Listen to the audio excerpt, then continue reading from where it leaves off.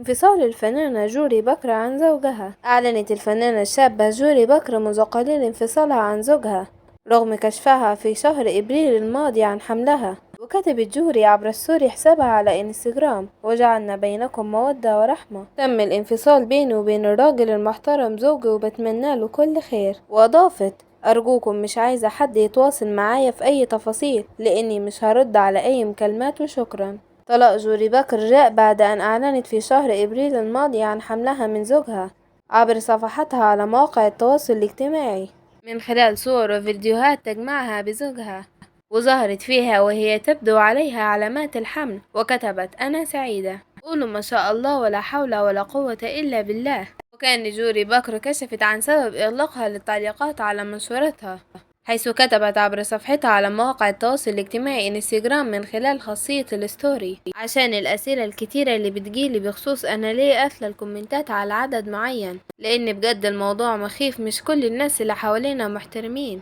ومش كل الناس نظيفة وتعليقاتهم محترمة. في مجموعة كده حرفيا من قاع الأرض مريضة. وأضافت: تعليقاتهم أنا ما قدرتش استحملها أو أشوفها، واحتراما لمن حولي بجد قفلتها على المقربين مني والناس المحترمة اللي متابعاني. كما قامت جوري بكر بحذف بعض الناس من حساباتها الشخصية على مواقع التواصل الاجتماعي، ووجهت رسالة غامضة. وكتبت جوري بكر عبر خاصية الستوري بصفحتها الشخصية على انستجرام: مش عيب اني احذف الناس اللي حرفيا مش بتعمل اي حاجة غير انها بتراقب حياتي. انت من كرهك وغيرتك ليا مش قادرة تباركيلي على حاجة، ايه السخافة دي؟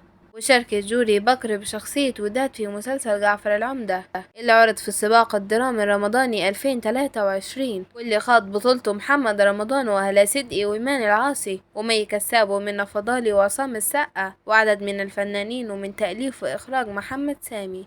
وبينا نكون وصلنا لآخر الفيديو. ما تنسوش تعملوا لايك وتشتركوا في القناة وتفعلوا زر الجرس عشان يوصلكم مني كل الفيديوهات الجاية. أشوفكم في الفيديو الجاي.